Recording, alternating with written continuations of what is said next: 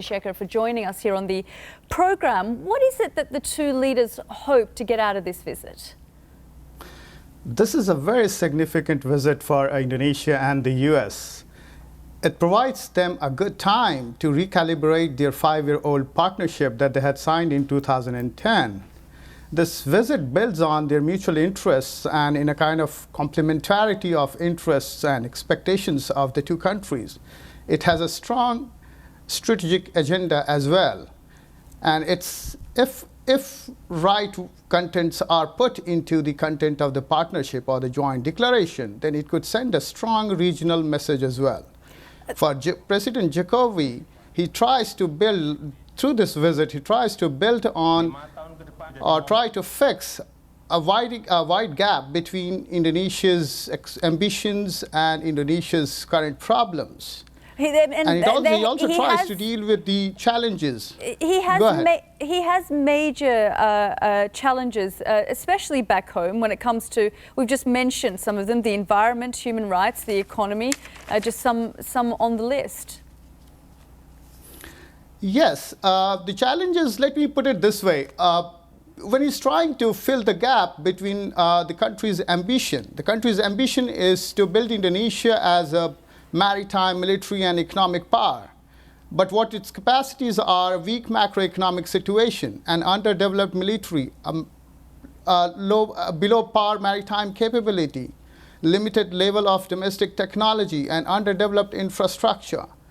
At the same time, Indonesia also has worries that with the signing of the Trans-Pacific Partnership, it will lose a big chunk of its US market to its other ASEAN rivals, such as Vietnam.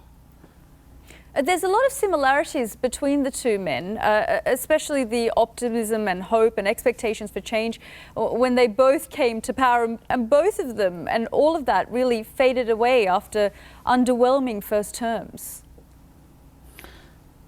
Yes, but I wouldn't be so skeptical about President Jokowi's one-year term. Look, he had a wonderful start. He started with those health and smart card program. He came up with a bang of maritime vision. He took a great risk when he reduced this oil subsidy and raised the oil prices, and that provided him a big chunk of finances that he could put into infrastructure sector. But what happened was, after all these, after 3-4 months, he went into politics too deep. That's where his inexperience caught up.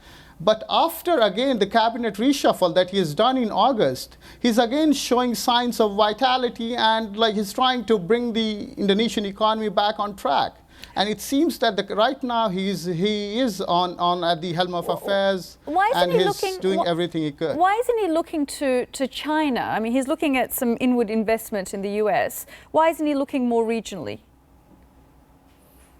Oh, he is looking regionally, and he's looking globally too. His visit to China and Japan aimed at extracting as much as businesses and investment that are including in technology sector that he could get from both China and Japan. And in fact, if I could add to it, the US visit is actually at par with the visits that he has already undertaken in China and Japan. And just briefly, where are US-Indonesia relations now? It's on a firmer footing. It can be a game changer, if I could say, if the expectations from both the sides are met during the visit. Indonesia and the US are strategic partners that they have signed 5 years ago.